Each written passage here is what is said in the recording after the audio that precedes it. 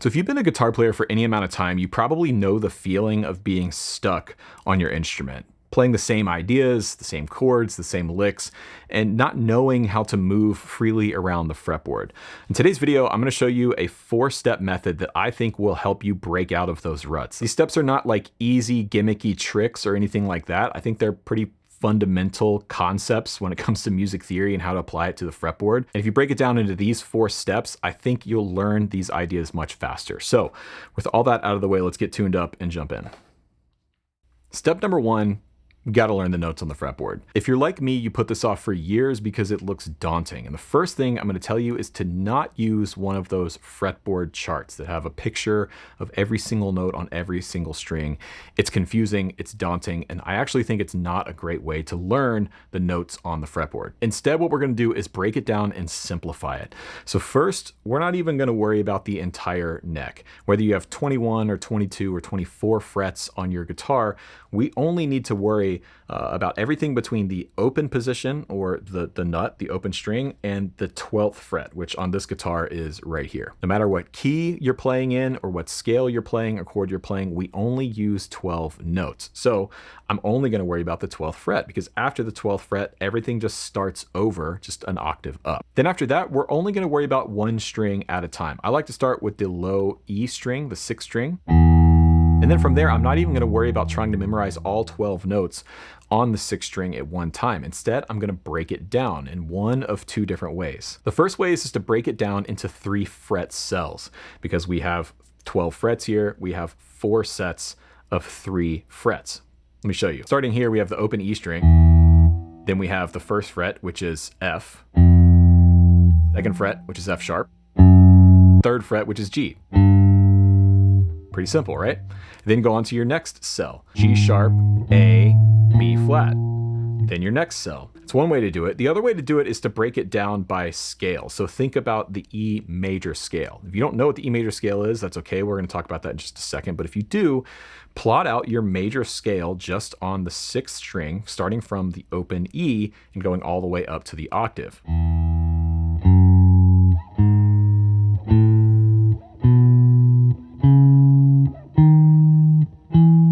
That's how I would recommend doing it. I think it's more useful because you're learning 2 things at once, not just your note names and where they are on the fretboard, but you're also practicing your major scales and learning the intervals of the major scale and where they fall on each string, which we're going to talk about in just a second. But once you've done that, go on to the next string, go on to A.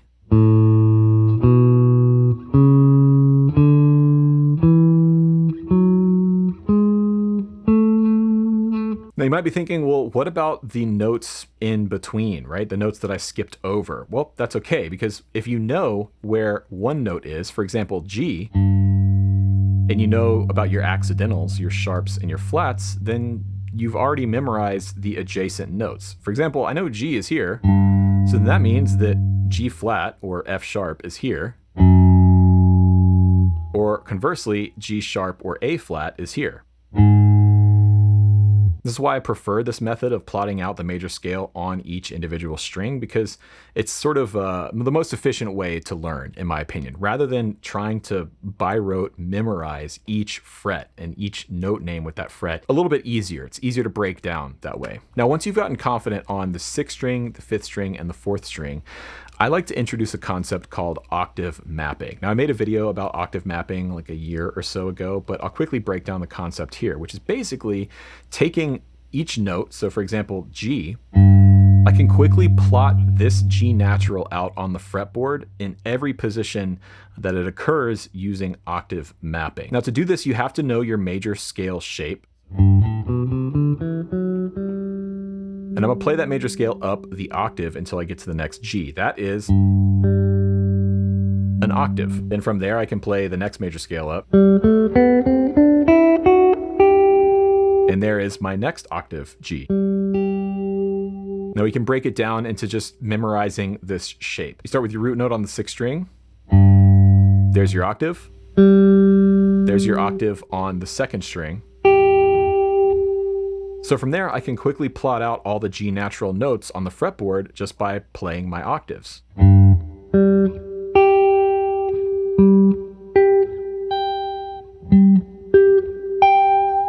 So So you can see how quick octave mapping is for finding and identifying a note. You can also sort of reverse engineer it, right? If I go, well, what is this note here? I might not know off the top of my head that that's a C natural, but if I trace it back using the octave shapes to an area of the fretboard that I'm familiar with, I can quickly find out. C natural. There's no way around it. Learning your notes on the fretboard is just going to take time and work and memorization. And that's sort of the common theme with these 4 steps. These are not quick gimmicks. These are not quick sort of things that you can sit down in one practice session and learn. It's going to take some work, but I think if you take the time to learn this stuff, you're going to see a massive improvement really quickly. Now, if you're finding these ideas useful, I have a whole video course that I think you should check out. It's called Fretboard Fundamentals Ultimate. It's 35 video lessons that go deep into the fundamental ideas of music theory and harmony and how to apply them to the fretboard. Each lesson is meticulously notated with PDF and guitar profiles, so you can easily follow along while you're learning.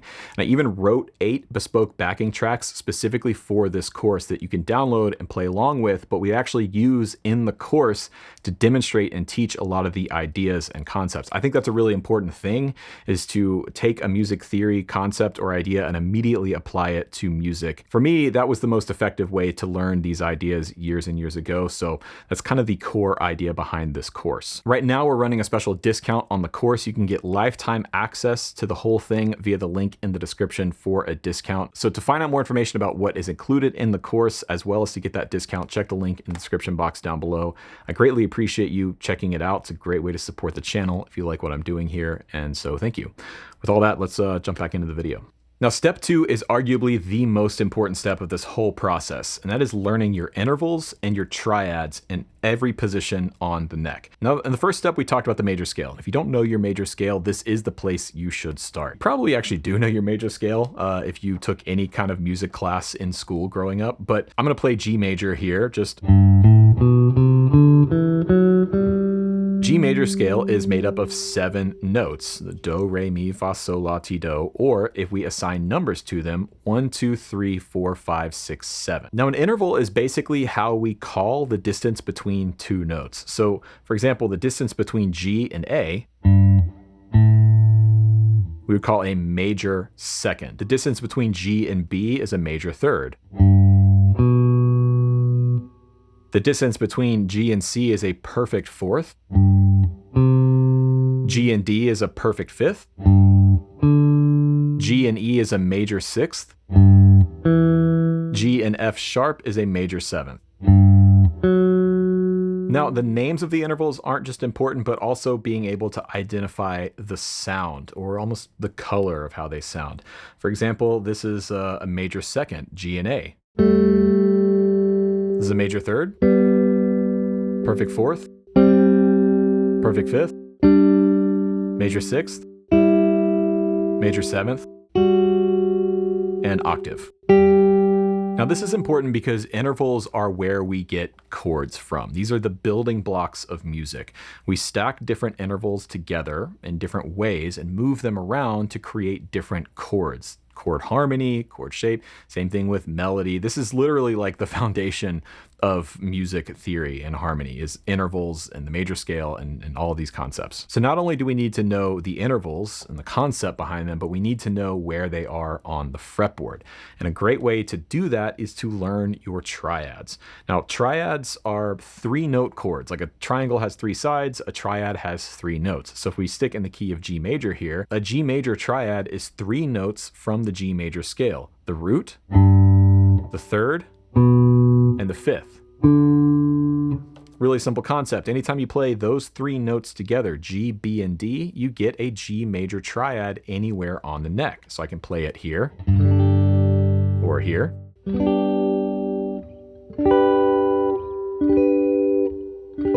all of those chords were G major triads. Now, hopefully you can start to see what's happening here.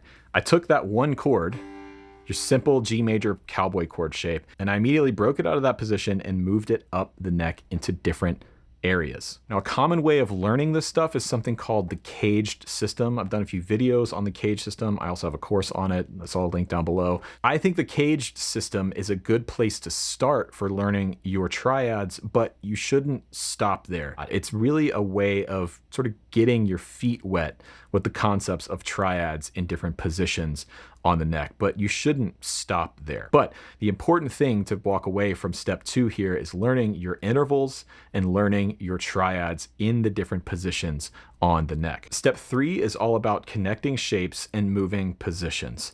So far, we've talked about intervals, triads, but we haven't talked about scales. And I think that there's 3 scales that you should know inside and out, backwards and forwards, super confidently.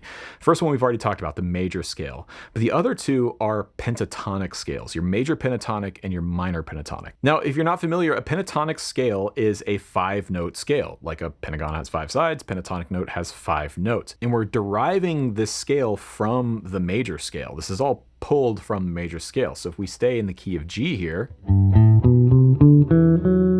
I can make that a G major pentatonic by taking 2 notes away. See if you can identify which 2 they are.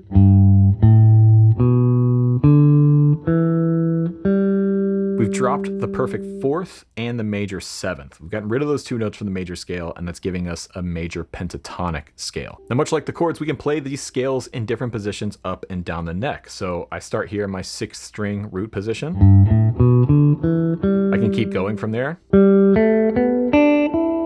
I can start to move up the neck.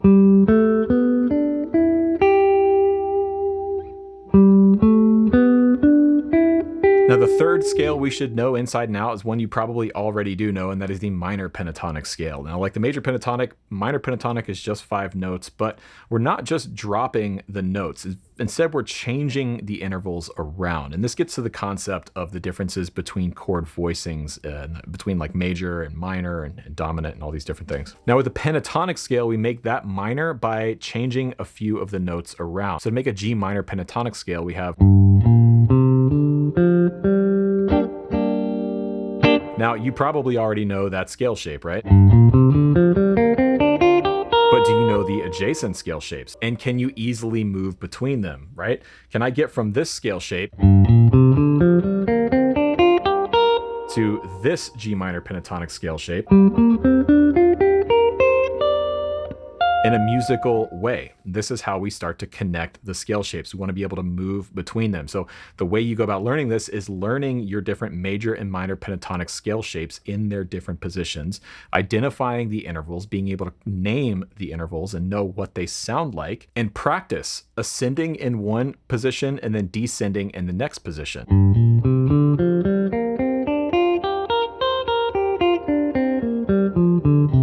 If you know your scale shapes, major pentatonic, minor pentatonic, and then maybe some of the major modes, which we're not going to get to in this video. But more importantly, you can confidently move those scale shapes up and down the neck and move between them with certain lick ideas or when soloing or improvising. That's when you really start to unlock the fretboard. On top of that, being able to see the chords, the triads that exist inside those scales. For example, in this G minor pentatonic box shape right here,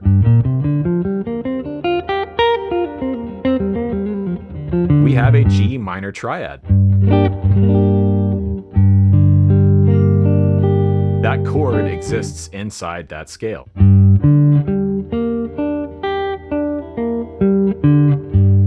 Same for all 5 of the pentatonic scale shapes, both major and minor. You can find the triad shape inside that scale. And that's huge because when it comes to soloing or writing melodies, we want to be able to target those chord tones, as they're called. Those are how we start to get more musical ideas and really understand what we're doing on the fretboard. Step number 4 is super important, and that is learn songs, play songs, and then write your own songs. The way I like to think about it is, so far, everything we've talked about is sort of akin to learning your vocabulary, learning grammar, learning how to communicate in whatever spoken language that you're communicating in. But that's a different thing from being able to tell a great story.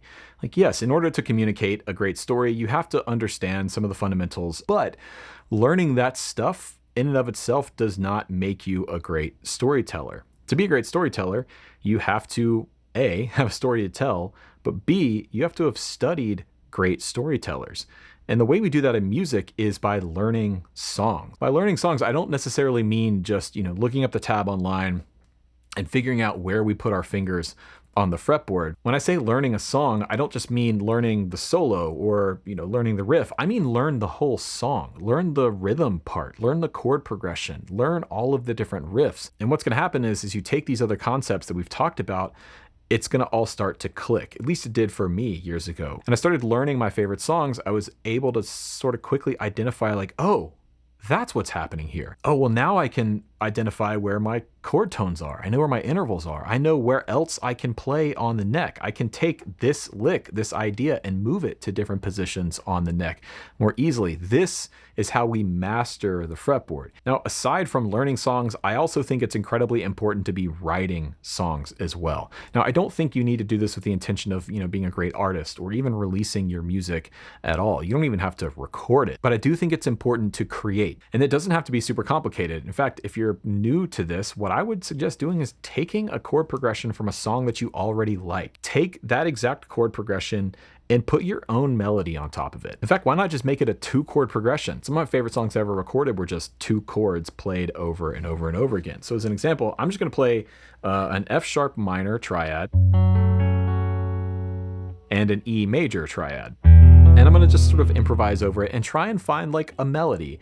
Try and find something that a singer might sing or something that I could make the hook of the song.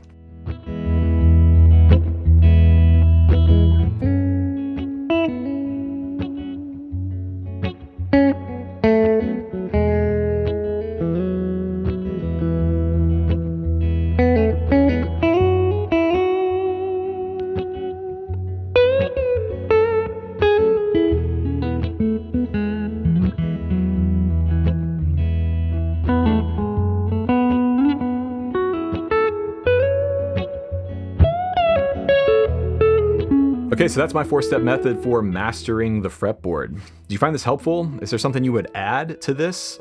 Something you would change? Let me know in the comments section down below. I love hearing people's different approaches to this kind of thing. Also, don't forget, you can get a discount on the Fretboard Fundamentals Ultimate course via the link in the description box down below. It's a great way to support my channel if you like what I'm doing here, and I greatly appreciate you checking it out. Also, while you're down there, please subscribe. According to my analytics, still around half of the people that watch this channel regularly are not subscribed, and it does help me out with the algorithm if you just click that little red button down there. So thank you. My name is Rhett Shull. I will catch you on the next one.